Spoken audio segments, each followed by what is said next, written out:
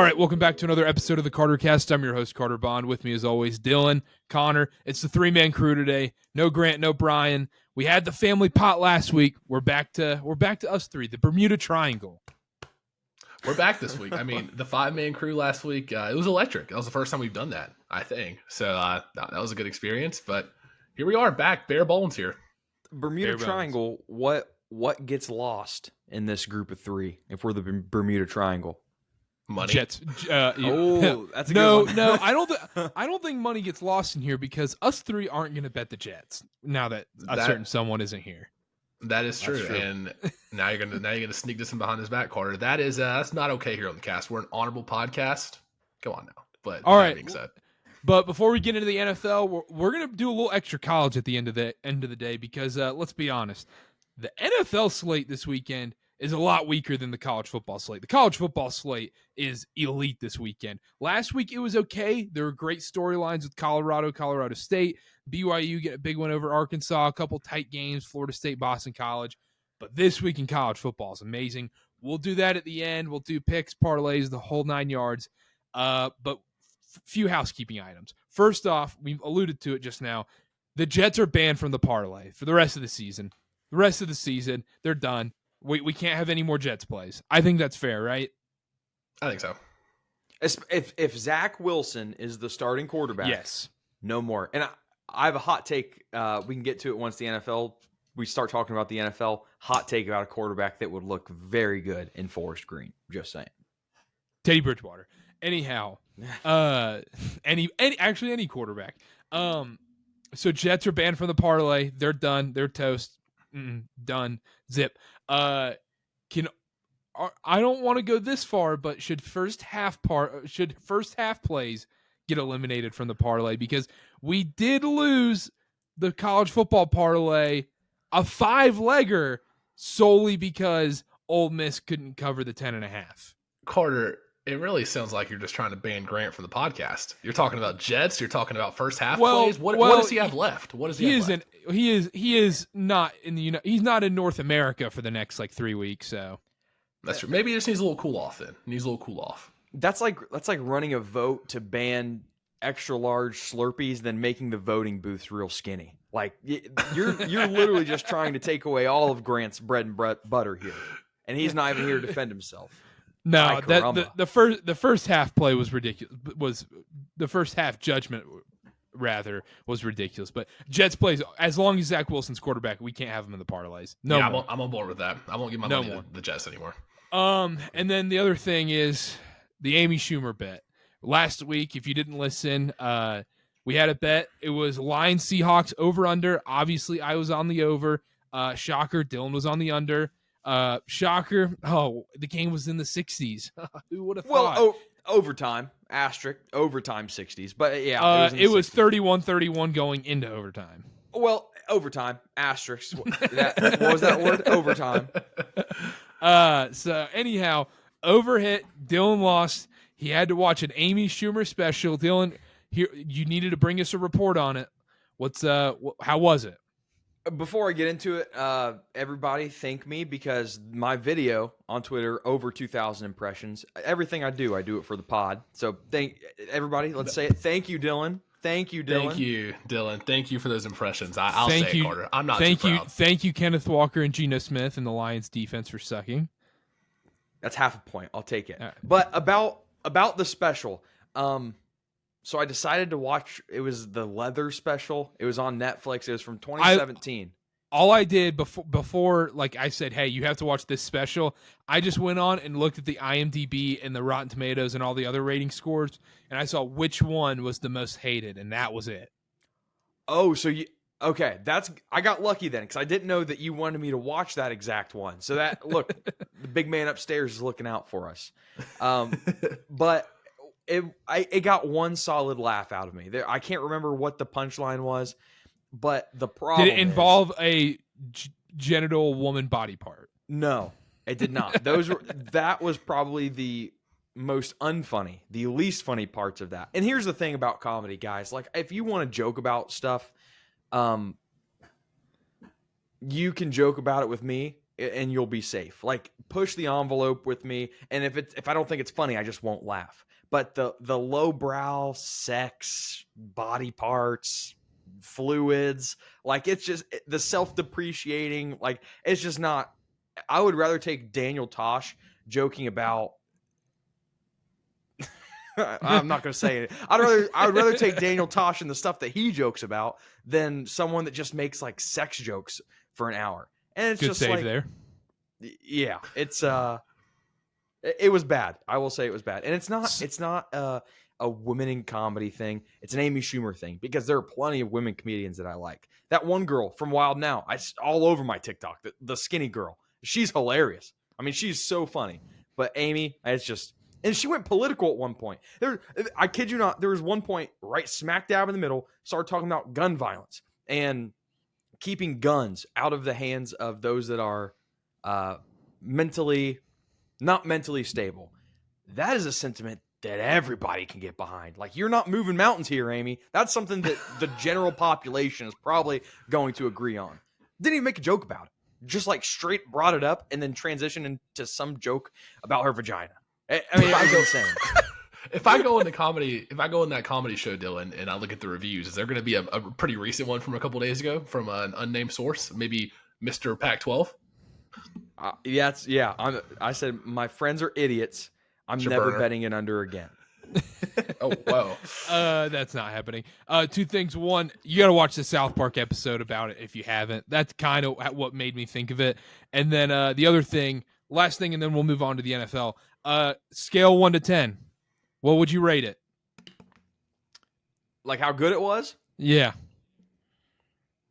I go probably 3.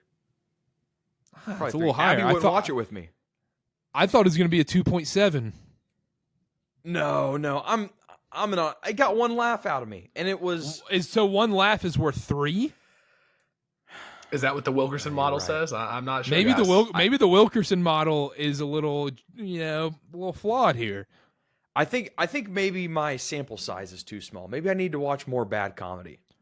All right, well then maybe we can make a punishment about having you have to watch like Hannah Gatsby or George Lopez. Anyhow, but yeah, that's the report. We'll have a punishment bet later on this show. We'll have to find out. We'll have to find out if you're on an under, I'm on an over. That probably won't be hard to find. Honestly. No, We absolutely. won't be grasping at straws here. All right, let's do NFL. You guys ready? Let's get it. Do it. All right, Vikings, Chargers. Last I saw, it looks like the Vikings are 1-point favorites against the Los Angeles Chargers. The over-under opened at 52. It's now at 54. Went up to 55 at one point. We have, oh, no, it's back down. Chargers -1, over-under 54. There we go. Like I say every week, this is the Scott Hansen red zone game. I called it last week with the Lions Seahawks. This is the Scott Hansen red zone game. Pick anybody to score a touchdown, and guess what? You're probably going to cash. Take the Minnesota Vikings running backs. Take Keenan Allen, Mike Williams. Take Justin Jefferson. Everybody's going to score a touchdown in this game. Really quick, give me the over. Dylan, you want to start here? 54 points. How many points did you see in that Seahawks-Lions game? The Seahawks and the Lions aren't playing again. Yeah, guess what? This is the Chargers and the Vikings. It's my Scott Hansen. You know what? Are we starting off early? You I'm going not under? taking this under. Yeah, you don't No. have balls to go under, do Dylan, you? you can't No, do that. not for this game. I will say, Minnesota Vikings, Chargers, great game, great Jersey game. I don't know what they're trotting out there, both teams, but this has the potential. If we get like The baby blues for the Chargers? I think baby blues and then maybe the whites for the Vikings. That would be a nice little color combo. But I want to take this time. We gotta go Kirk Cousins minute because I have some things to say about this guy. Thursday Night Football, he goes and plays one of the best defenses in professional football. Throws for like 380 yards, 4 touchdowns, takes care of the ball, doesn't turn the ball or doesn't throw an interception in prime time. And yet Justin Jefferson is the one that lets him down, reaching for the pylon, fumbling it through the back of the end zone. And what does Kirk do in the post-game press conference. He says, "Oh, it happens. Wide receivers do it all the time. You're not supposed to, but they do it. Can't hold Jefferson accountable." But yet we have Justin Jefferson preseason giving his list of top 5 current quarterbacks, and you don't see Kirk on there, right? Do we all remember that? Oh, yeah. Okay. My problem with the Kirk situation in Minnesota.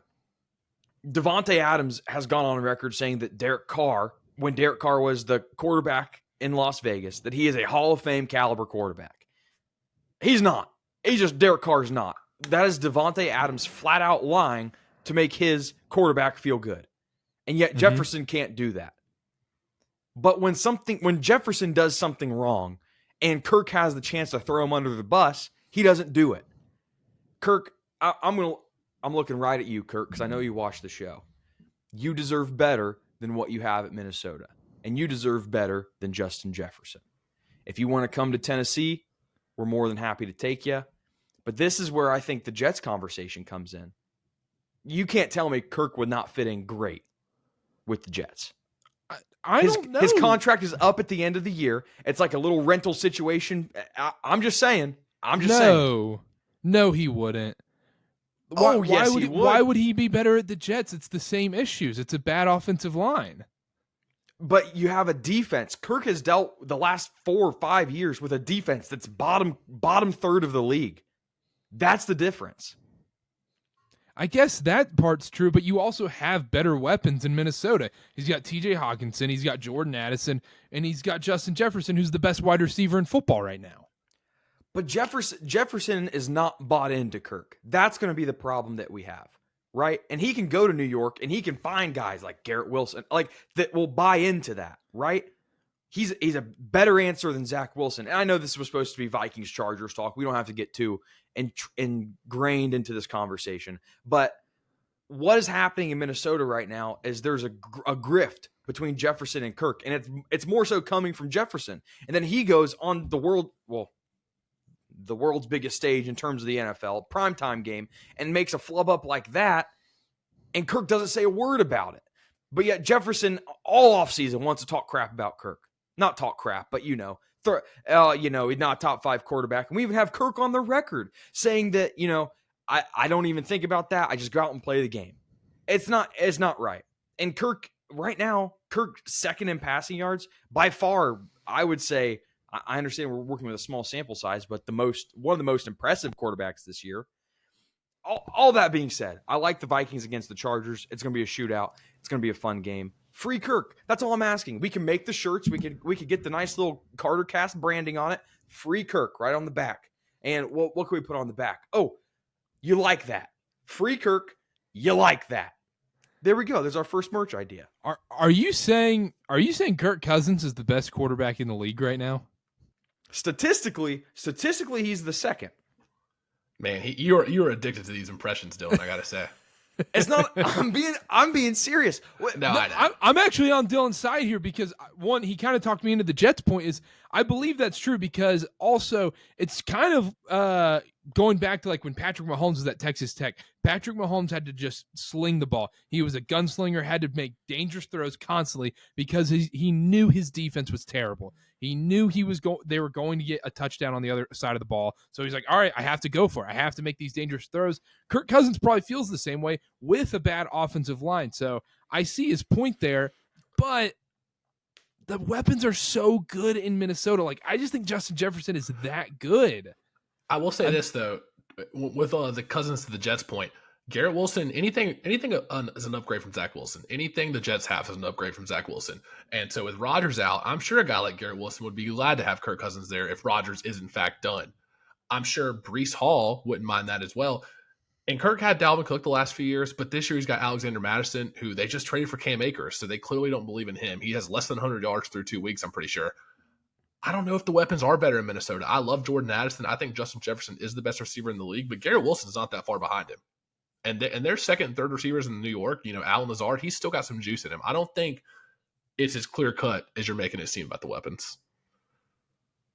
Now, the problem would then become you have Aaron Rodgers next year on contract, and I don't know how the money works out there. I don't think this would be a long-term thing, but Kirk's contract is up after this year anyway. I would imagine in terms of, I think they're going to side, when I say they, Minnesota is going to side a little bit more with their star wide receiver, because positionally, if you want to look historically, I would think Justin Jefferson has outperformed wide receivers than Kirk has quarterbacks.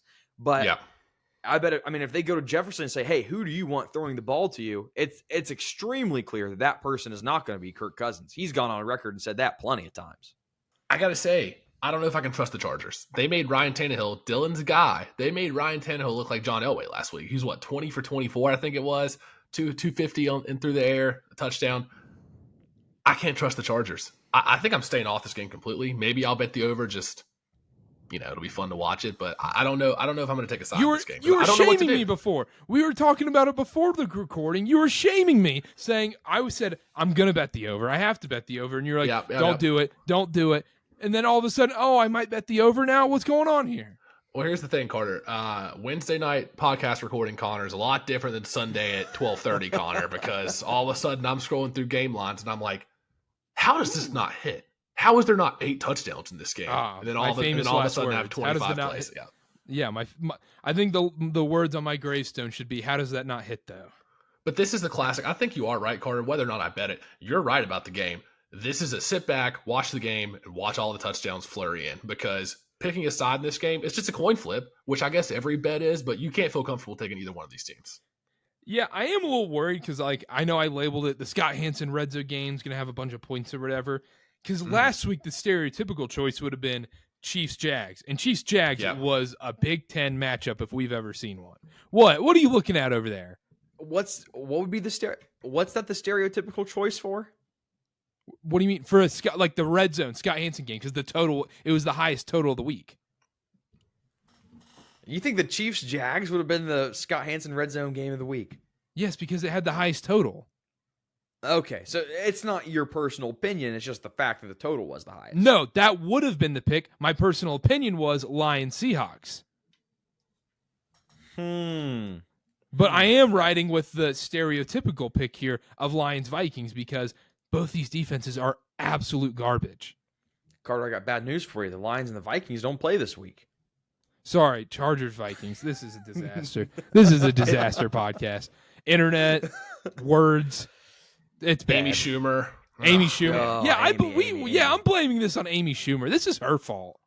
I know. As soon as we did the recap, all of a sudden everything went to shit. So here we are, though. Yeah. What a great start. Anyhow, over and screw it. Vikings money line. Chargers are bad. I've been saying it. So you're on the Vikings. Connor, stay away. Yeah, if you had to twist my arm, maybe she's a team. I would go with the Vikings just because you can't trust the Chargers. You really cannot trust the Chargers. All right. Let's move on. Atlanta, Detroit. Now we get to talk about the Lions now. At Detroit, Atlanta on the road. First game on the road this season, week 3. Lions minus 3.5. Over under 46.5. I'll let you start, Dylan, on this one. No strong opinion on this game, really. I know the line opened up like Falcons +5, +5.5, and it came crashing down. Montgomery out for a little bit, it seems like, which is a loss for them, but people have been clamoring at the bit for more Jahmyr Gibbs. So at least the people are going to get what they want. Stay away from me. I don't know if this Falcons team they're good or not. It's like the Packers game was a little odd. They did actually, looking at the box score, they kind of dominated Green Bay. The turnovers and stuff kept Green Bay in it, but no take for me here. I'm just this game probably won't get watched by me. Watch. I just watched. No, yeah. This isn't getting the quad box. It's not getting quad boxed in.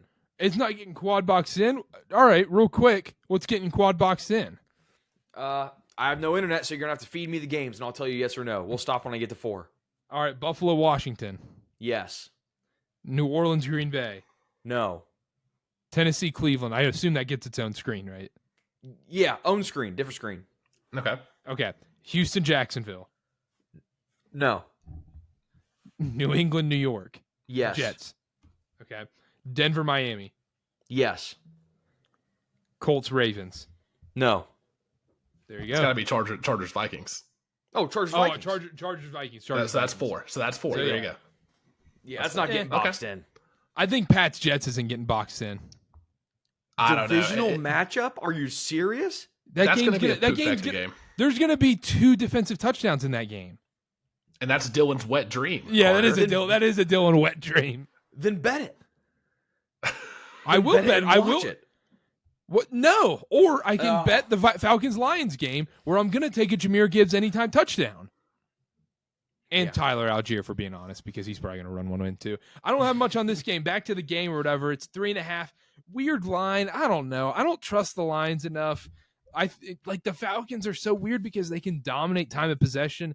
Desmond Ridder stinks, but like he doesn't stink bad enough where he can hand off the ball, and he only like I don't know how to play this here. Like the Lions' run D isn't ideal, but they're also better than the Falcons. But you never like 3.5 is a weird number. I think it's a complete stay away from me too. I gotta say, I think the line movement tells you everything you need to know. Don't you feel like the public would be like, oh, the Lions at home, they're a better offense, Desmond Ridder sucks, but yet the line's down to 3 on some places. So that alone just scares me a little bit. I don't know how much of this game I'll watch either. Desmond Ridder, kind of a dumpster fire. I had a hot take before the year. I was like, how can you trust Desmond Ridder more than Bryce Young? Now that looks like a steaming pile of garbage because Bryce Young, for whatever reason, doesn't look too great right now. Too small for quarterbacks. Falcons are 2-0. We'll get to the Panthers Seahawks later. Man, I don't know. This game, I actually bet the Falcons a little bit. I was on them at 5.5, like as soon as it opened, just because I thought the line was going to go down. Sure enough, it did, but I don't feel great about it. So maybe I'll try to take Detroit -3, get a little middle, Vegas zone there. Let it ride. Let it ride. Let it ride. Really? Let it ride. Let it ride. Doesn't this Falcons team feel like that Panthers Darnold team that started 3-0? Just a little bit. That's a fair comparison. Christian McCaffrey's carrying the team on their back. You know, the defense is playing out of their mind. The quarterback actually stinks, and everybody knows he stinks. But he's done just enough to get them to 3-0. Yeah. Yeah. And then it wouldn't shock me. They get to 3-0, and then who do the Falcons have week 4? Stats department. Jacksonville. They have the Yep. Nice. At Jacksonville. Jacksonville's going to whoop them. Is that the game in another country? Oh, no, that's London. That's the Toy Story game. Yeah, that's the game. I will be watching Toy Story Cast. And I can't blame you for that. I think it's a great production by a great company. All right, let's move on. None of that. None of that. That's like talking about an ex-girlfriend you miss. Dolphins Broncos. Games in Miami, 1:00. Dolphins -6.5. Over under 48.5. Dylan, I think you have something on this one. I hate the Broncos. Broncos probably one of the most overrated teams. I think I heard a lot of talk about Sean Payton coming in. Oh, Russ is going to get it figured out. Not buying it. Took them to miss the playoffs. Broncos bad. Lost to the Commanders. Devastating fashion. I love the Broncos here. I love them. I love the Broncos. And let me tell you why. Because it's supposed to be rainy in Miami. That always benefits the underdog. Take away the passing game. It's really what Miami does well. That benefits Denver greatly. And Denver hasn't had many issues running the ball. Honestly, stats-wise, offensively, they haven't had many issues at all, Denver. You might think, well, Dylan, they just lost to the Commanders. And I would say, you're right. I watched the game. But if you watch that game, Denver bailed Washington out plenty. There was one, it was like 3rd and 8. I think Howell took a sack, and it would have put him like 4th and 12.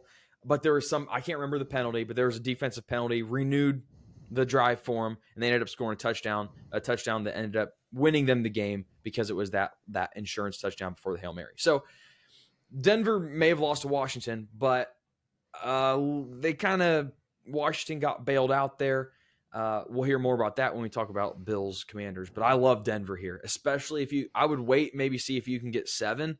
But I hate Denver, low on Denver, but I love Denver this week. I got to agree with him this week, Karter. Denver's disgusting as a team, but Miami is the hot team right now. They're the team everybody's talking about. You see all the McDaniel Coach of the Year bets. You see Tua MVP favorite. You see Mr. Pac-12 Ken Dillon himself loving Tua every week. And you see Tyreek Hill, Offensive Player of the Year favorite. All the stars are aligning for Miami. They're the sexy team. Everybody wants to watch them. Everybody wants to bet them. This is the letdown spot at home against a bad Denver team. this might be the kitchen sink game for Russ, because you talked about Sean Payton coming in. I've heard this from a couple other people this week already, but even coming into the season, we talked about they signed Jarrett Stidham to a lot of money. They didn't sign him all that money just to sit the bench with no pressure on Russell Wilson. This could be Russell Wilson's kitchen sink game, if we're being completely honest. If he doesn't perform, what do you think Sean Payton's going to do? He's not going to go out sad like that.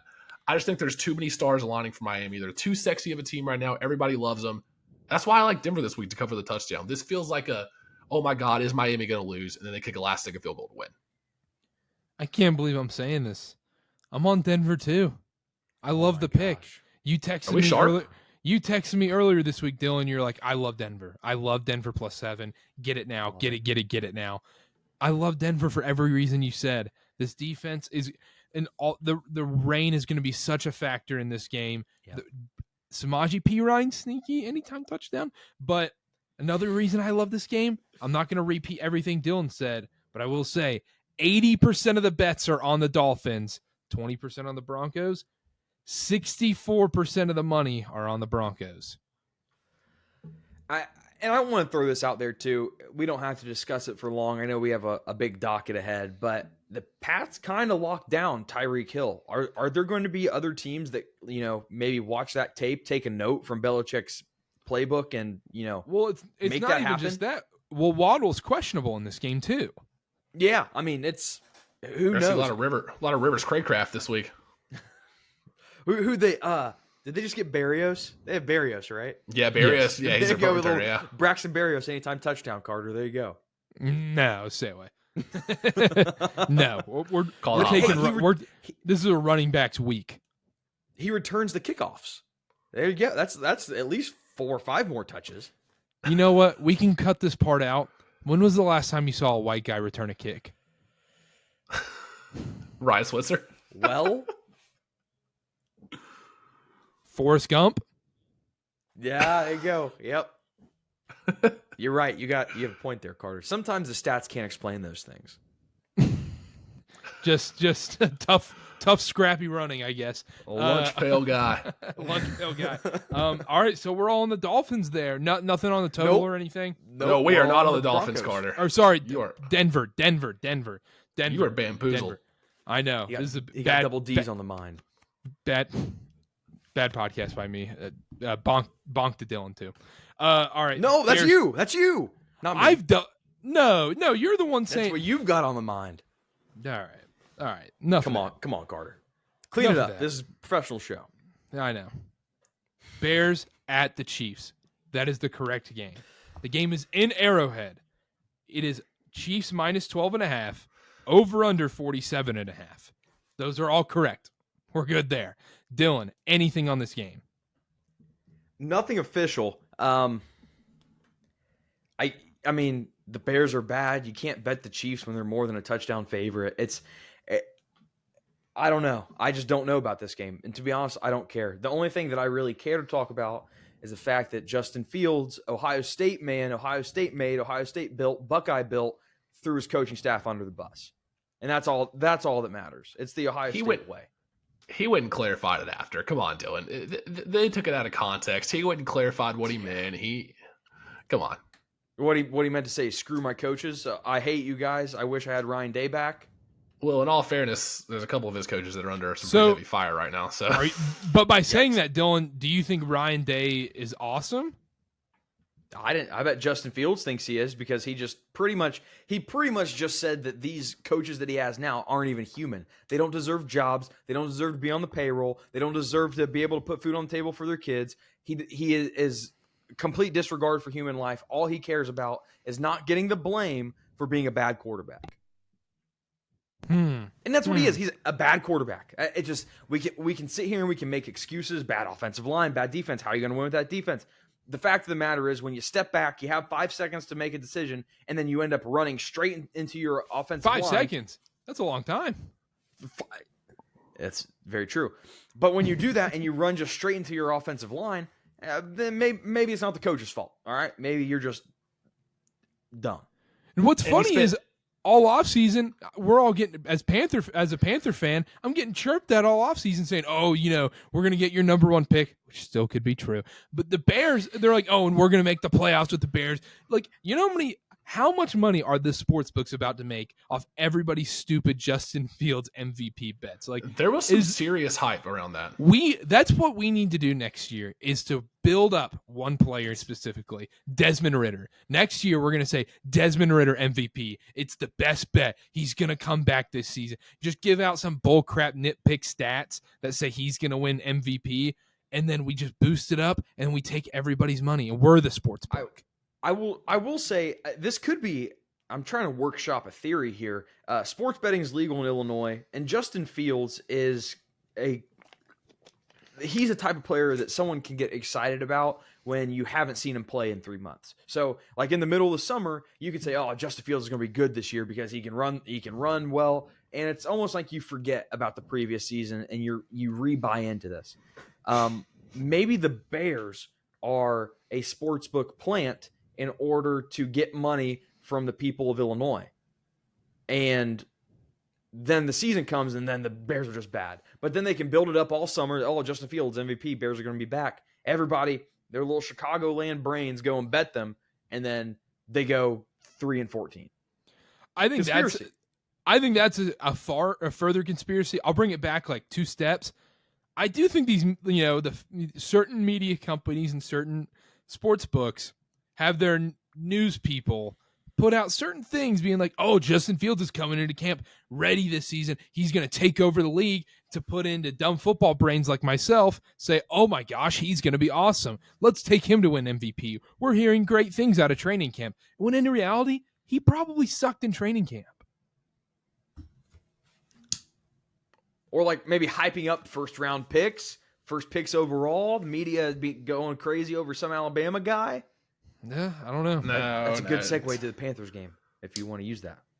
Well, we never got a pick from anybody in this Bears-Chiefs game. Yeah, I guess I'm the only one that's talked about that. Maybe that's all that needs to be said. The Chiefs' defense, sneaky underrated, guys. Sneaky underrated defense. They held the almighty Jaguars' offense. Everybody was all jacked up about coming into the year to, what was this? Am I reading this right? 9 points? What do you think they'll do against the Bears? What do you think they'll do against the Bears? I don't know. Is it a kitchen sink game for Justin Fields, though? I mean, after these comments, he might have to come out and kind of prove himself. What do you think? What's over? At this point, the dude could have a kitchen appliance store. If we're saying this is the kitchen sink game, the guy's had kitchen sink games for the past 2 years. I mean, he's got 49ers against Trey Lance last year. Kitchen sink game. Yeah. Kitchen sink game. It's his 8th one. But you're kind of working at Home Depot. If you're the Bears, though, you kind of backed yourself into a corner with this by trading the number 1 pick. Staying firm with Justin Fields. They kind of have to ride with him this year and even to start next year, no matter what. No, they don't. No, they don't. I think they kind of No, they do not have to ride with him next year. If they're going to be the worst team in the league, they can get Caleb Williams or Drake May. They could. I don't know. They will. No. Whoa. So 2 years is it? 2 years is it for Justin Fields? Yes, 100%. We've seen this all across the league. Trey Lance, canned. He's gone. Out of there. 2 years. Why would you stay with it when you've seen it stinks? And you have Caleb Williams. You're not going to deny Caleb Williams. Teams have talked themselves into crazier things. Oh, new coach coming in. Justin Fields has really been meshing with this guy. All the reports out of camp. Look at him. No. Not even close. I can understand passing on Bryce Young. Bryce Young wasn't the generational prospect. Caleb Williams is the prospect. I think he's going to get by draft time. He's going to get hyped up more than Trevor Lawrence. Yes or no? Okay, but what if the Bears don't have the number 1 pick though? They're going to have a top 5 pick, and then you can get Drake May. Okay. Oh, I put you in a corner now. All of a sudden, they're not going to take. All of a sudden, they're not going to take Drake May now. Oh, no, they're going to take Drake May now, but not Caleb Williams, who's going to go number 1 overall. I have nothing to say. I digress. Yeah, exactly. There it is. In this game, Caleb Williams. How are we going to accurately? Have you watched USC football ever? Besides the damn Pac-12 title game. What are we getting? The bell curve, the Raising Cane's cards? We doing the magic trick now? Jack of clubs.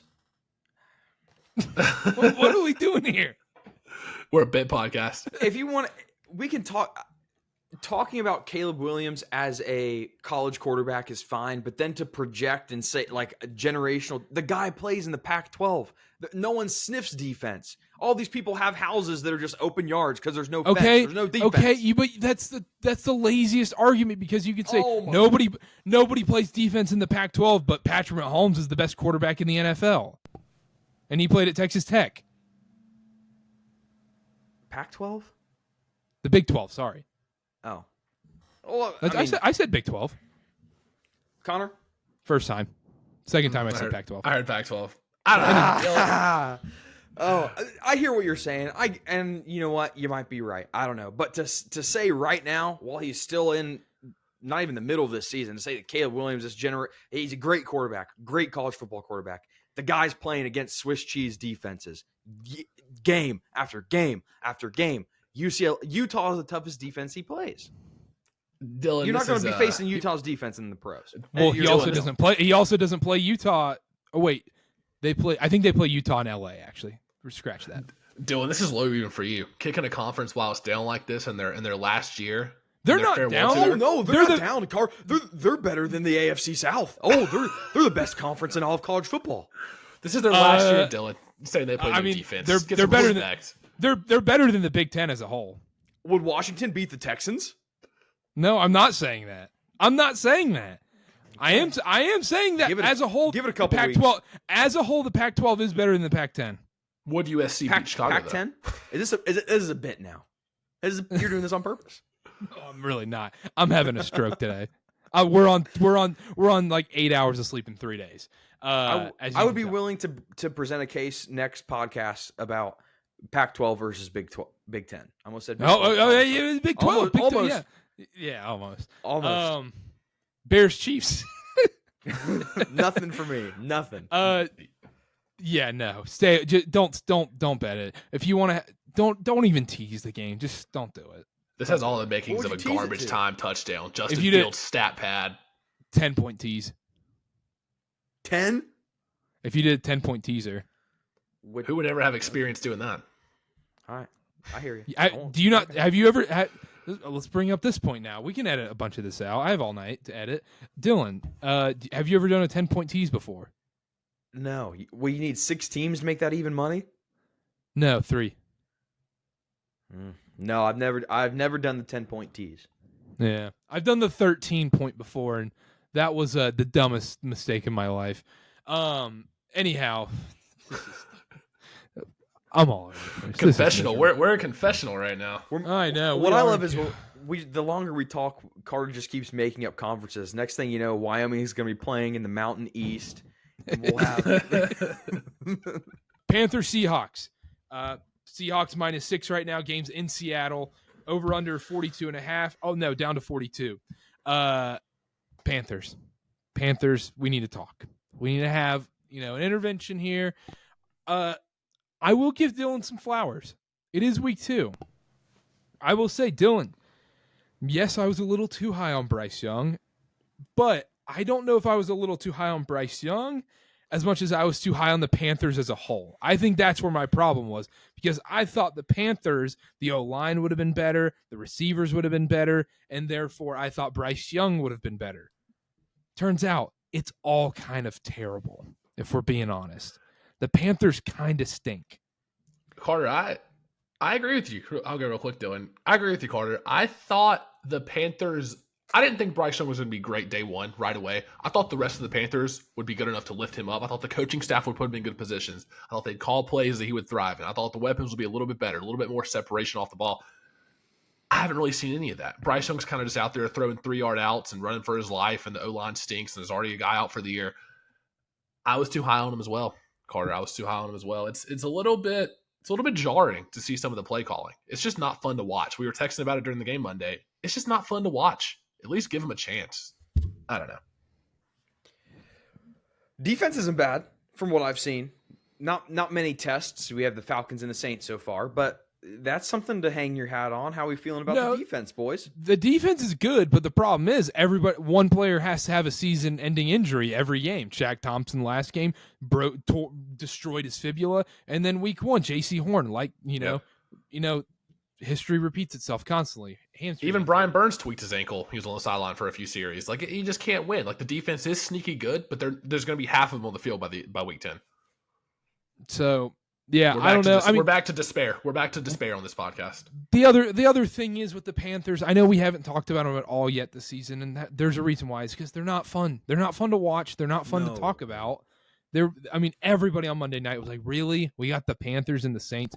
We don't have to talk about the Saints right now, but they stink too. But they stink. But anyhow, the Panthers, I believe in Bryce Young. I believe Bryce Young will be a good quarterback in this league. Am I saying he's going to be a top 5?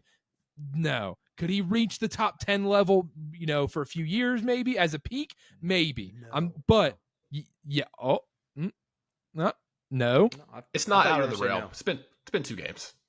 It's been 2 games. It's been 2. Guys, too 2 small. games. I've said it all year. Guy can't quarterback sneak.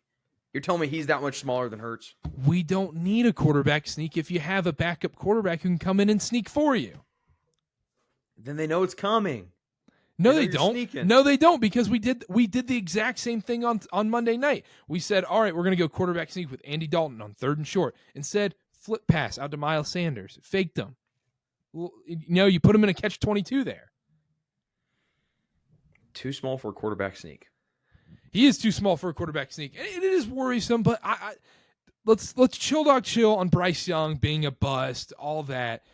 His receivers are terrible. Like, terrible. DJ Chark, not 100%. Adam Thielen on the downside of his career.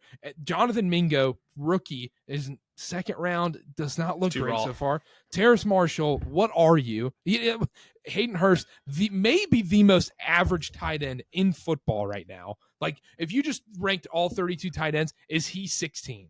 Like, is he just middle of the pack, number 16 circled? Yeah. Probably. I think that's fair. Exactly. Nobody could get separation against an elite Saints defense. Nobody could get separation. If you watch from the all-22 angle, from Bryce Young's view, no one is open. And even Dan Orlovsky was saying that constantly on the broadcast is, well, look, as this game keeps going along, nobody's open for Bryce Young. There's not much for him to do there. And I know, Dylan, you were texting saying, oh, but he's not putting guys in positions to make plays. Yep. Yeah, I guess that's true, but you also don't want to throw a pick, so you kind of have to throw it away from the defender. But it's what? In the situation that they were in, where they were driving down the field and it was the end of the game, do or die score, you can risk throwing an interception and give your receiver a better. You can throw a 50-50. Are you talking about on that last drive in the Saints game when they scored the touchdown? When I texted you, that's what I was talking about. But they're giving them the underneath throws. They're playing soft coverage. So why not just take the 10-yard throws? And they ended up scoring a touchdown that drive. There's no need to chuck it on that play if they're giving you the easy 10-yard throws with 2 minutes left. Take what they're giving you. I hear that, and that's what they ended up doing. But it depends what the game plan was, I guess. Because if they really were trying to shoot down the field like it seemed like they were, then Young needs to give his receivers a chance to make that throw, even if that means an increased risk of it getting picked off. Well, this is partially in the play calling as well, because we're just running 3-yard out routes. The Panthers are running 3-yard out routes and trying to run this dink and dunk offense. There's no downfield threat, so the defense can stack the box. And the only time they didn't do that was the last drive when the Panthers got this garbage time touchdown and wasted however long on the clock. There's no downfield threat. They know Bryce Young can't make a pass downfield right now. They're not even calling it. Well, it's not even making the pass downfield. I think it's mainly think about Adam Thielen going one-on-one deep downfield. When are you ever going to see that? And he's our best receiver.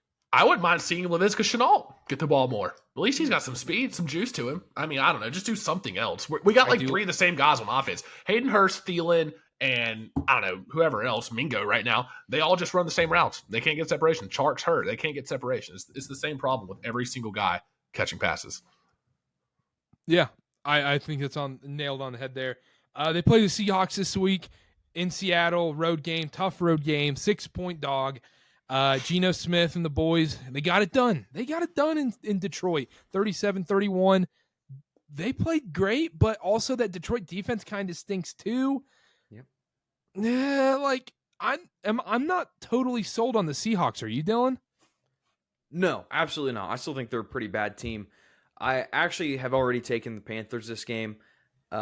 So I'm going to shout out Nick Giffen, Action Network. He does these luck rankings, and I swear they're the best things ever because you can. It really quantifies like teams that get lucky with turnovers and just fluky plays.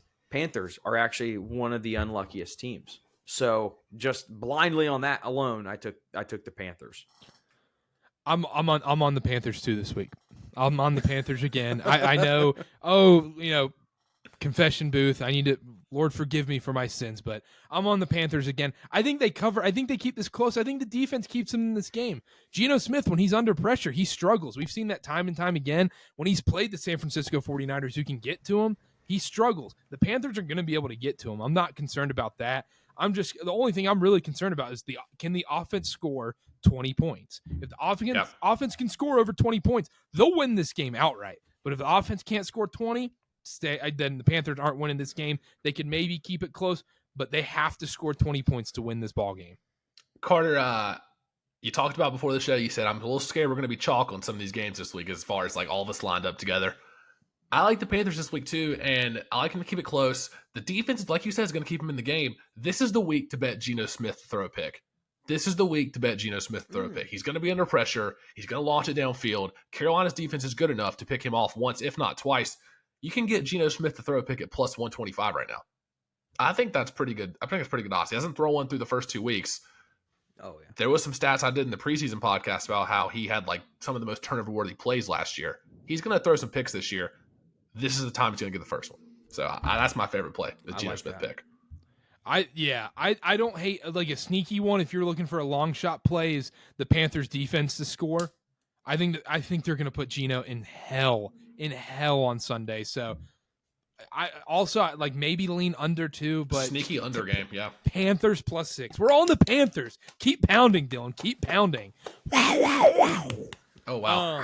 Fire up the meme. Here we go again. But yeah, any other games we want to talk about? Kind of a stinky NFL slate, for being honest. Bills. Love the Bills. I'll touch on it real quick because I know we're going pretty long. But Bills, Commanders, we touched on it a little bit with Denver. Commanders came back with an amazing win, but that was kind of because Denver shot themselves in the foot. The Bills quietly kill the Raiders after laying a big old stinker in prime time. I think it's still 6.5. I had it at 6. I would take it before 7. The Bills team we saw last week was the expectation. The Bills team we saw on Monday Night Football against the Jets is the exception, in my opinion. That was the anomaly. I agree. Yeah. I agree. So as much as I love Sam Howell, I don't see them competing in this game. This is a clear talent discrepancy. Washington's 2-0. Doesn't really feel like a 2-0 team to me. As much as I love Sam Howell, I think the Bills roll. I like the Bills. Real quick, though, Sam Howell looking good. He's looking good. Sam Howell is looking like a legitimate starter, so hopefully he can keep that up. But when he plays some real teams, then I'll be able to get fully on the bandwagon. Yeah. I don't know what the luck rankings are from what you were talking about with that guy at Action. I would imagine that the Commanders are very high on the luck rating so far this season, and that explains everything. I love this pick. I think putting the Bills in a money line parlay this week is a great idea. Yeah, or tease, or 6-point tease. 6-point tease, 10-point tease, 13-point tease. Oh, let's just 21. You get one. Yeah, alternate spread, Bills plus 15. Tease every Bills team minus plus 21. I love that. Should we do the parlay? I'm ready. This is the week. Yeah. This is the week for the parlay. I've got good vibes for the NFL parlay. It's the get right week. All right. After the parlays, we'll take a quick break, but let's do it real quick. NFL parlays this week. My pick, Packers -2. I'm going back to the Packers. Well, they screwed me against the Falcons. I did have them on the spread and the money line, so evened out there last week. I'm going to ride the Packers again. I think this Saints team is really bad. I think they're terrible. This offense is garbage. Chris Olave, if he doesn't make that play, the Panthers win that ball game. If he doesn't make that miraculous one-handed catch, the Panthers win that game.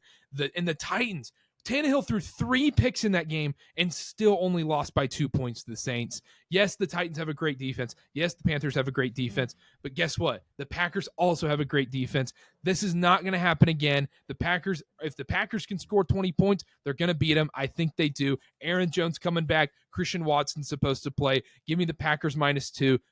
I'm all in on the Packers. I like that. I like the Packers.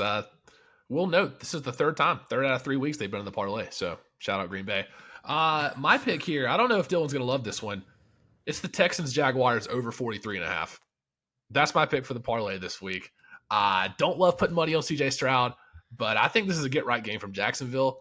I think after scoring 9 points last week against Kansas City, they might come out and get 30 by themselves. I think Jacksonville might come out and get 30 by themselves.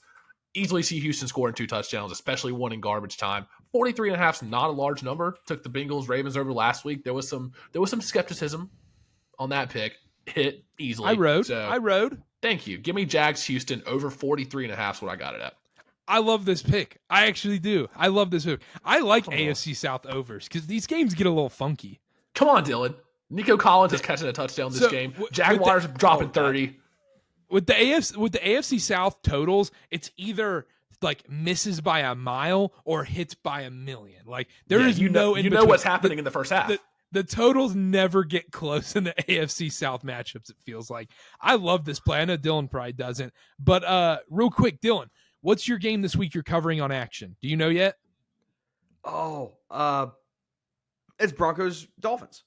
Oh, okay. I was gonna say if you had Texans Jaguars, the easiest play in the world, ETN yards. ETN anytime touchdown. I need to start hitting so well that I can like request games and just give me every Texans game, every single one. Just spoon feed them. Dylan, what's your pick for the parlay? Bills minus 6.5 or whatever it's at. Take it up to. I would still take 7. Don't take 7.5. Reasons I stated: Bills are one of the unluckiest teams compared to the Commanders, who are one of the luckiest. Almost lost to the Cardinals week 1. Let's not forget that. Bills all the way here. I think that I think people are still going to be overreacting from that Monday night game, and probably didn't see much of the Raiders game like I did. So I love it. So that's the NFL parlay this week. It is Bills minus 6. We have the Jags Texans over 43.5, and then the Packers minus 2 against the New Orleans Saints in Lambeau. Plus 600 odds right there. This is our get right parlay. This is our get right, get back in the green so we can put out on the social graphic like, oh, we're plus 2.5 units or 2.7 units so far, 3.3 units, whatever. So then people can be like, oh yeah, these guys, they do know ball. They're sharp.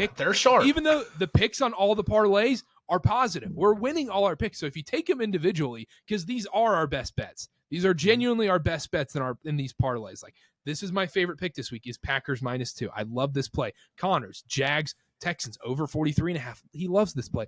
How many times do we have to say it? Dylan, you love the Bills minus 6. Nobody circles the wagons like the Buffalo Bills. The Buffalo Bills. NFL anytime touchdown parlay this week. Man, we weren't so hot last week. That was bad. Last week was embarrassing, guys. I'm not gonna lie. It's even more embarrassing when you consider the overs hit at like an alarming rate. I know. Yeah, and we still there was 68 points in a game, and we took the number 1 receiver in that game to score a touchdown, and he still didn't. Yeah, that was tragic. But anyhow, it's a 3-person parlay this week, so better chance of it hitting, even though it's still high odds. My pick, Travis Etienne, I alluded to earlier. The Texans suck. Take every single running back that's playing the Texans to score a touchdown. It's free money. You're stealing money. And also, sneaky, take Trevor Lawrence to run in 1-2. I like that play. I'll go next here. I'm taking Javonte Williams for the Broncos. They're playing the Dolphins. Don't love the Dolphins' run defense. Got absolutely obliterated by the Chargers week 1. It was a very high-scoring game, 36-34, I think it was. Ramondre Stevenson scored for the Pats against them a couple days ago. I like Javonte Williams to get his first touchdown of the year this year. We talked about it before. Scored like 3 week 1. Right. It's gonna be a gross game. Whether maybe Broncos running the ball. I think Javonte finds his groove this week, gets in the end zone against the Dolphins. Plus 135 right now. DK. ETN minus 110. By the way, Dylan, go ahead. So I'm living like Amish. I have no Wi-Fi right now. I can't remember what was the name of the guy that I gave. Oliver. Josh Oliver. If that tells you everything you need to know. Yeah, that tells you what. Yeah. Well, Chargers, Vikings. We already talked about it. Red zone game. It's everybody and their mother's going to be scoring in this game. And Kirk, I'm I think I'm going to manufacture some drama here. I think maybe Kirk's going to try and get back at JJ a little bit for messing up last game. So I'm going to go Oliver. Josh Oliver. Josh Oliver 6-1. He's all right. And in all seriousness, 83% reception rate. He's been targeted 6 times and he's had 5 receptions. All right. So well, that's the NFL parlay. Why not just like TJ Hawkinson? Why not like a TJ Hawkinson play? Or even Jordan Addison if you want to get plus odds. Because I think that so many KJ Osborne. So many people are going to score that it's not worth going for someone that's 2-1. Okay. All right. That's the NFL anytime touchdown parlay this week. It's Josh Oliver 6-1. We have Travis Etienne -110 and Javonte Williams +135. Comes out to +3,000. Let me give you a little piece of advice on the anytime touchdown parlay. All these sports books that are offering the $25 risk-free parlay bet or anything like that, go ahead and use it on this because I don't feel too confident. We'll maybe sub out Josh Oliver for TJ Hawkinson. just my for Ty J Spears maybe. Maybe for Derrick Henry instead of Ty J Spears. All right, we'll move on to college football in just a sec. All right, college football time. Florida State at Clemson. Florida State -2.5. Over under 55.5. I'll start things off real quick. Clemson money line for everything. I think Clemson's going to come in here and dominate this game. Cade Klubnik bounce back game. This is when people are going to start believing in Cade as well. I think this Clemson defense is good. We saw them against Duke. The Duke game is a weird game to like go off of. That was one of the weirdest football games if you've ever watched it. Even Dabo was like, that's a weird game. But Dabo is a weird guy. I mean, have you seen his TikToks in press conferences? Strange guy. The cult of Dabo is real.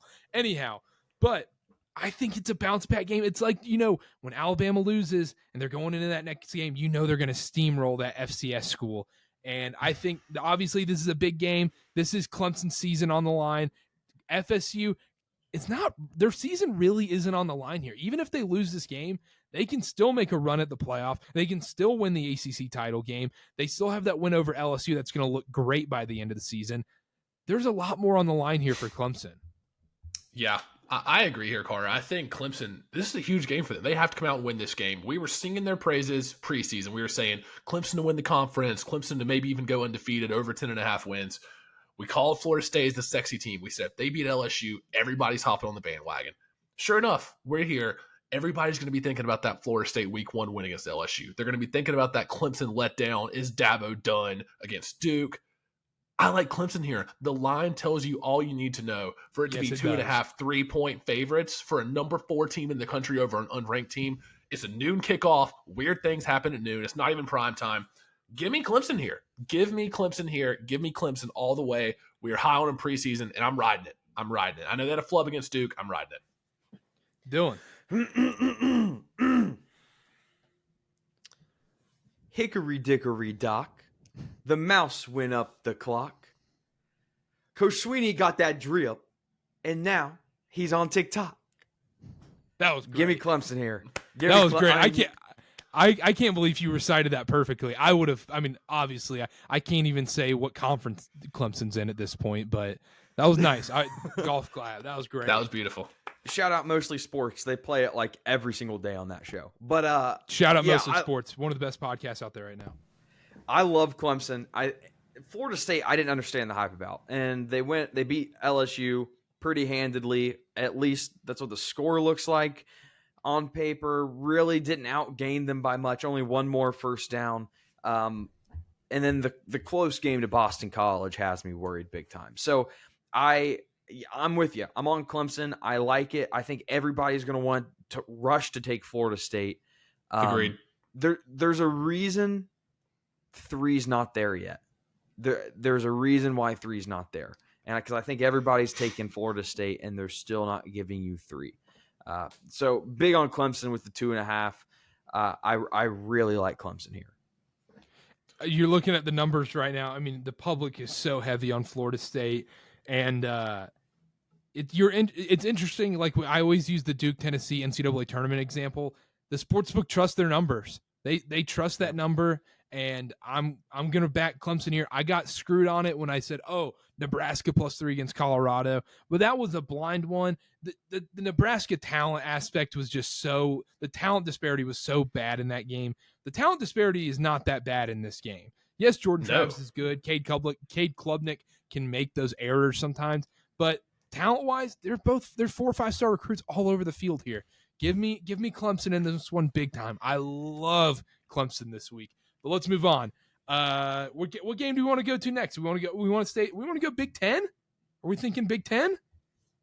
I don't know, Carter. You've had some trouble with the conferences tonight. You sure? We can. I know. Carter will say we're going to talk Big Ten, and then we'll get like App State, Wyoming. Yeah. Jacksonville State. Let's do Big Ten. Ranked matchup: Iowa at Penn State. Is this the whiteout game? I don't think so. Okay. I didn't know if we got stats department on that one or not. So, is it Ohio State's a noon kickoff? Yes, we talked about that. It's Michigan. Oh, it is Michigan, isn't it? Nope, Michigan's a noon kickoff. Oh, well. Maybe it is. This might be the whiteout. This might be the whiteout game. Anyhow, Penn State -14.5, over under 40. This is going to be gross. Give me Iowa. Really? Give me Iowa. Wow. I did not expect that. I'll be honest. Yeah. Give me Iowa. I just think I think Iowa just keeps it within 2 scores. I think the defense is so good. We saw Penn State couldn't pull away from Illinois. Same thing's going to happen in this game. I like Iowa is twice the team Illinois is. Mm-hmm. I'm going all in. Give me the Hawkeyes +14.5 this week. I don't hate that. They have the better quarterback than Illinois. Like, no, I think Drew Aller. I think they have better everything than Illinois. And Illinois 30-13. I think we're going to see a similar result. I think it'll be more like 14-28 kind of deal. Yeah, I agree. I haven't taken anything this game. It's a really interesting game because everybody wants to talk about Drew Aller and how good he is, and we haven't seen anything yet. I know, like, Brandon Walker's big thing is how good Drew Aller is or is going to be, and yet we're going off high school stats. So this will be his first test because Iowa's defense, if they have anything going for them, it's their defense, and their offense has improved a little bit. I'm going to stay away. I would lean under, but I'm not going to take it. But I think Iowa could beat Penn State. In all honesty, it would not. That is not outside my realm of possibilities. Especially when the total's 40 and you're getting 14.5 points with an elite defense. Like, you have to take the dog there. That was my next point, as I was going to say. Since we started doing gambling content on this show a couple years ago, I've learned some things. I've learned some lessons the hard way. And whenever you're laying more than 2 touchdowns with a total at 40, I can't take that. In all confidence, I cannot take a favorite to win by 2 scores when the total is 40 or less. That seems nuts. So if I had to choose, give me Iowa. I'm probably staying off this game, though, genuinely. This might be a game where if Penn State scores early and maybe stops Iowa, then you bet Iowa +20 or something ridiculous on the live. But as far as pregame goes, I think I'm staying away. So they're saying 27-13? Yeah. I don't know. I don't know. That's odd. This is a weird one. I don't know. This is a weird one. It is a weird one. At Penn State at night doesn't make me feel better about taking Iowa, but I just don't see Iowa getting blown out in this game. Like, yes, their offense struggles, but I just don't think Penn State can. If they can't blow out Illinois, why would they be able to blow out Iowa? Let's ride the Hawkeyes there. All right, let's move on. Colorado at Oregon. Oregon -21, over under 70.5 in this game. This is a big spread. Colorado 3-0. We all saw what happened last week. We don't have to go over the Colorado State stuff. A lot less talking going into this week. And it's I think the Buffaloes know what's coming. I agree. I think honestly with Colorado, their skill positions are great, but their problems are both of their lines. I don't know what is it? It was 20.5. What's it at now? It's 21. Yeah, that's about right. I think Oregon blows the doors off of them. I just don't think that Colorado's going to be able to stop anything. Colorado really hasn't been able to stop anything all year. Nebraska was the lowest scoring game, and that's just because Nebraska's offense is bad. So I like Oregon here. I think Oregon makes a statement, and I like what Deion's doing. I really do. I think it's fun having Lil Wayne go out and like The Rock with you in the locker room. Mm-hmm. It's fun.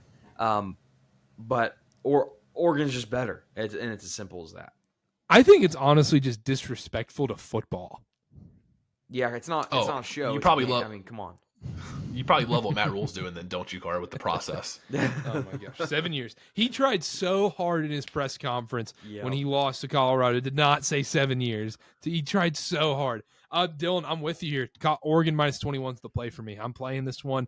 I think this could be like 45-14 type deal. I mean, I think they could destroy them. I think playing at Eugene in Autzen Stadium is one of the hardest places to play in the country that's not talked about. That is a brutal place to play.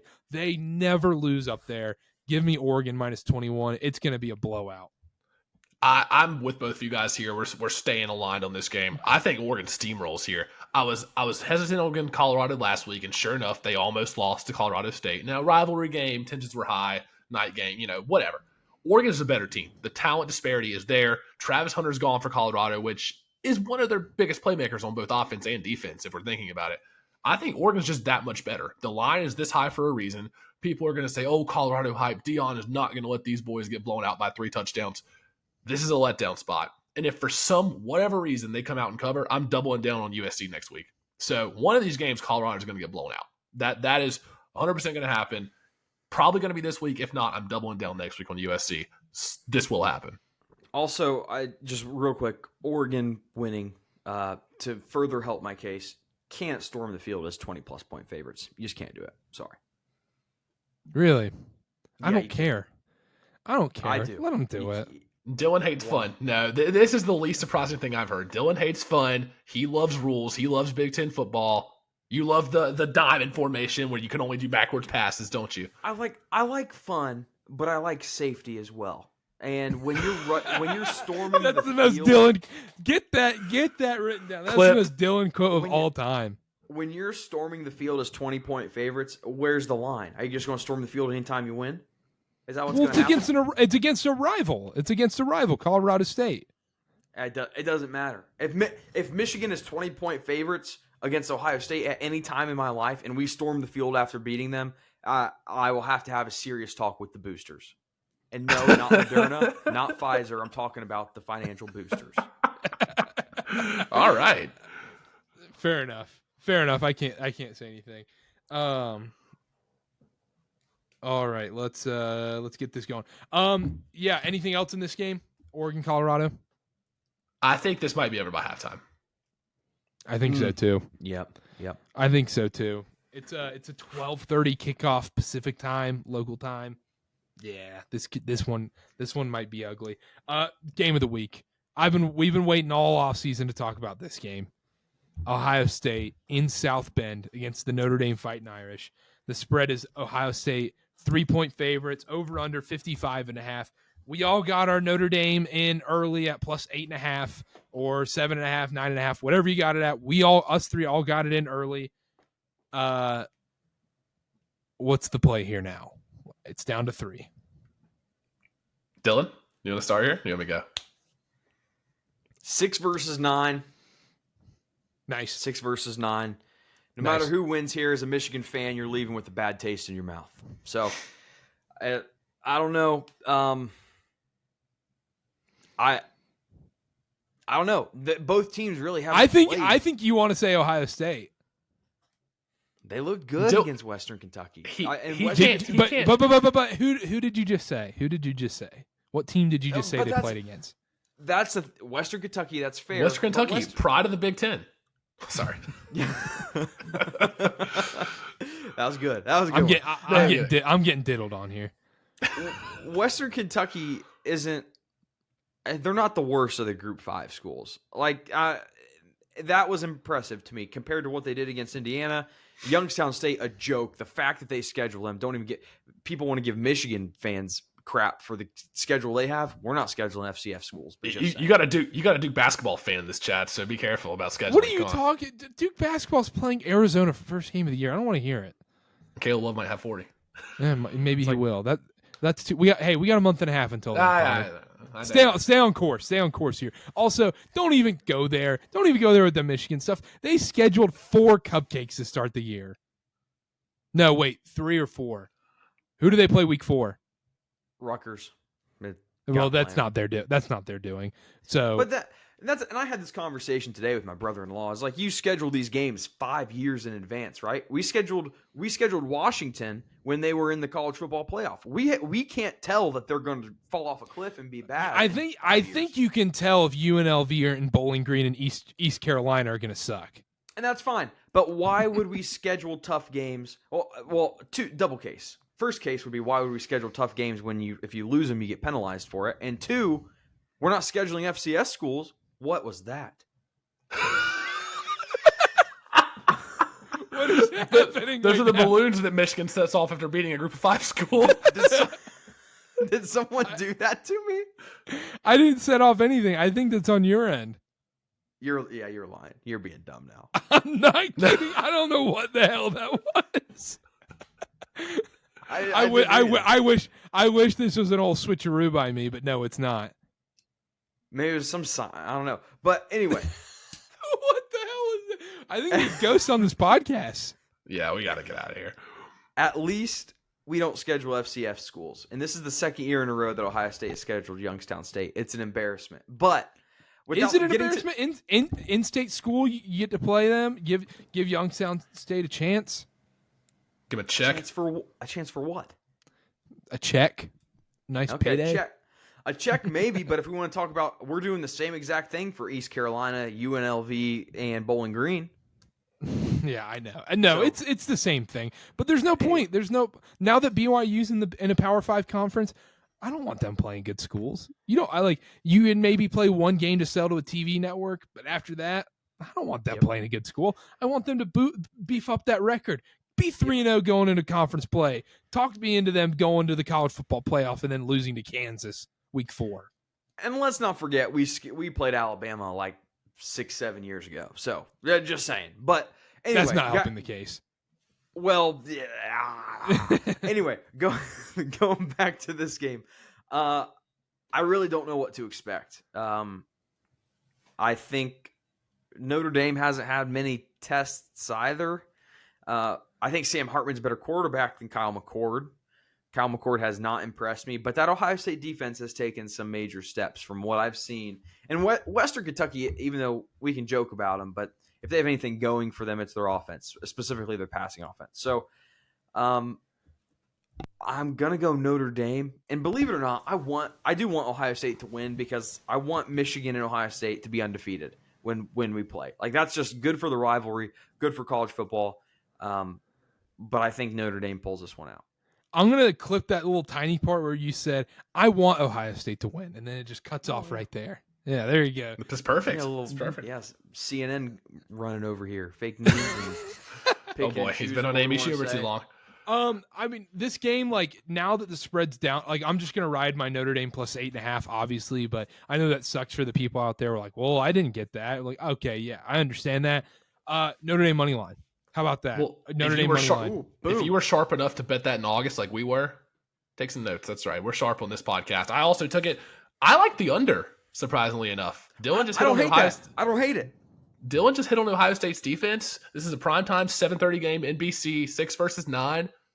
There might be buttholes might be a little tight to start the game. So neither teams are in a rush either. They haven't been all season. Notre Dame doesn't rush. Ohio State has not rushed, which is not like them. And I don't know if they're going to go back to it or not. But I don't hate that. I don't hate that play. Yeah. Ohio State's defense might be both teams might be just like, you don't really know what their defense is though, because they haven't played great offenses. I know everyone's like, oh, well, Notre Dame played NC State. Guess what? Brendan Armstrong's their quarterback, maybe the worst quarterback in the ACC. Let's be honest. So Yeah. that doesn't tell you much there. Notre Dame money line for me. I think this is the Sam Hartman Heisman party, who whichever quarterback comes out as the winner in this game immediately becomes the Heisman favorite right away. Oh, yeah. They're not going to win the Heisman, but I think they become right there with Caleb Williams, and Shedeur Sanders is going to fall off after they get blown out by Oregon. They're going to jump right to the 1-2 spot, either McCord or Sam Hartman. I think Sam Hartman's the better quarterback, and I think that's what matters at the end of the day in this game. I think they both have great running backs. I think they both have I think the skill positions and the defense are roughly the same. I think it comes down to the quarterback play. Give me the 9th-year senior, Sam Hartman, the Luke May lookalike. Give me Sam Howell lookalike too. Give me Rib Sam on Hartman. the necklace. Rib on the necklace. Give me Sam Hartman, Notre Dame. I'm going to take the money line straight up as well. I'm going to double down. I like that. I like the money line. Give me the under as well. All right. The other, just real quick, other thing I like this week: BYU Kansas over. Just take it. It's gonna be a fun game. Big 12. That's a classic Big 12 like 45-40 game. We'll do best bets. Tweet those out. We've been going long enough here. Let's do a college football parlay. Wait, Dylan, give us some picks. We got to have a punishment here. Tell me your picks, and I'm gonna see if I like the opposite here. Boise -7 against San Diego State. No, I love that pick. Temple +25. Who are they playing? Oh, who's Temple playing? Miami. Yes, Temple +25 against Miami. It's down to 23.5. Okay, I'll take it. No, I don't want to back Miami that many points on the road. Sorry, I'm looking through. I bet I've got one to go against you, Dylan. Okay. I guarantee I do. Give me Kentucky -13.5 against Vanderbilt. Here's the problem we're going to have. I have 14.5 on Vanderbilt already. Do 14? We'll go 14. Do 14 push? I'll do 14. All right, Give me 14. What's the Give me punishment? 14. What's the punishment between you guys? Watching the game. Let's do So real quick, just so people understand what the bet is. So last week, obviously, we know about the Amy Schumer bet if you're listening right now. This week, so Connor, you're taking Kentucky -14. Dylan, Yep. you're taking Vanderbilt +14. If there's a push, should both of you guys get punished? Yeah. No. Yeah. Oh, God. I think so. I think we you do. should. I think you both get punished if there's a push. Or else you got to take either the 13.5 or the 14.5. You have to agree on this right now. No, we'll do the push. Okay, so push. Both of you guys get punished. Vanderbilt covers the 14. Dylan, you win. Connor, Kentucky covers the 14. You win. What's the punishment? I say the 2-mile runs. Okay, but not 5 days. That seems insane. I think it's got to be 5 days. Why 5 days? I think because it's got 1 day running 2 miles. That's like 15 minutes, 20 minutes. If we're doing 20 if we're doing minutes, 5 20 if we're doing 5 days, let's push the time back a little bit. Let's push the time back a little bit. 5 a.m. no. It's got to be hard. Waking up at 6 a.m. isn't hard. Running 2 miles is hard enough. I can do that at 8 p.m. and it's hard No, enough. running 2 miles is brother. not that hard. We're not having a time limit. You don't have to do like 20. As long you have to do it under 25 minutes. Obviously, like you can't like just go for a stroll. I can't walk the mile like I did in gym class. Just 'cause Yeah, no, you can't be the around the track. You can't be the girl in the Cookie Monster pajamas on the track with Takis. Okay, Like, you know what? You gotta We're run. in. You know what? We're in. We're riding. Dylan fulfilled the Amy Schumer punishment. I'm in. Go Kentucky. All right. Go Devin Leary. So, I'm in. And Let's go. with this, I think it starts Sunday, right? No, Monday. No, Monday? Let's do do Monday. the week. Let's do yeah. Monday. Okay. So this week's punishment bet is you have to run 2 miles at 5 a.m. for 5 days straight. That is brutal. I'm And gonna be vlog feeling it. good Get to if I vlog it lose. too. Dylan's I'll be feeling Dylan's fit. hoping Kentucky covers. This is like there were a couple of them you sent. Like you said, like watch the nun in the front row alone. Like I'd do that. That's not punishment. There was also That's there was pretty al- bad. was Oh also- no, I was gonna say watch the. No, I meant to say in Spanish. There's a Spanish one playing in theaters. That would be pretty awful. That'd be bad. All right, that's the punishment bet this week. Kentucky covers. Connor, you win. That means Dylan has to run 2 miles at 5 a.m. 5 days straight. Same thing for Connor if Vanderbilt covers. All right, college football parlay. My pick, I alluded already. Clemson money line. I like it. I'm sticking chalk here. I'm same team as last week. We're going Maryland -7 against Michigan State. It is 7.5 now on a lot of books. Buy the half point. It's like -130. Buy the half point for the parlay. It's worth it. Maryland -7 at Michigan State. Dylan. Shout out Black Jake and the Carnies, cashing the 5-star play and the parlay. New Mexico's traveling to UMass. If you take the over in this game, you're living on the edge. Dream on. It's never going to catch. It's never going to cash. We're taking the under here, 49.5. And when it cashes, you can walk this way to cash your ticket. Shout out Steven Tyler, Aerosmith from Boston, Massachusetts, where the college UMass is. That was the joke. It was a bunch of Aerosmith song titles that I worked into the explanation. So, New Mexico, UMass, under 49.5? Yes. Thank you. That one 49 didn't points. land as well as Black Jake and the Carnies. Cue the balloons. Cue the balloons. No, I Cue think the I think it was a quick stretch, real quick. It was a little stretch. Yeah. Yeah, it's okay. I was maybe hoping for like a Minutemen joke, Oh. not lasting long. They can only go for a minute, score for a minute, maybe in bed for a minute. All right, anyhow. All right, that's the college football parlay this week. It's Maryland -7 at -125, -130, whatever odds you get that at. New Mexico State, UMass under 49.5, Clemson money line, +600 on that one. Let's just win all these parlays this week. Get all these back to positive. Look great on the graphics and everything. So we have to stop seeing 0-3, 0-3, whatever. No, let's see plus units on there. Anything else before we head out? That's it for me. This was a fun-filled podcast filled with every kind of conversation. So we'll see what makes the final cut.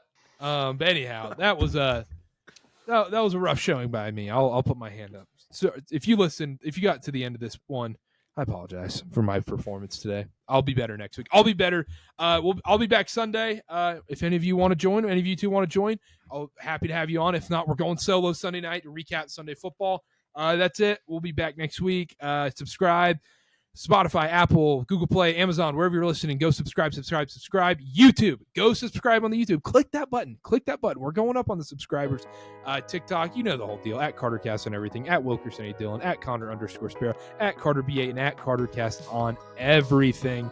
That'll do it from us. Let's cash some parlays. Shout out BYU. Go Cougs. We're out. Bye-bye.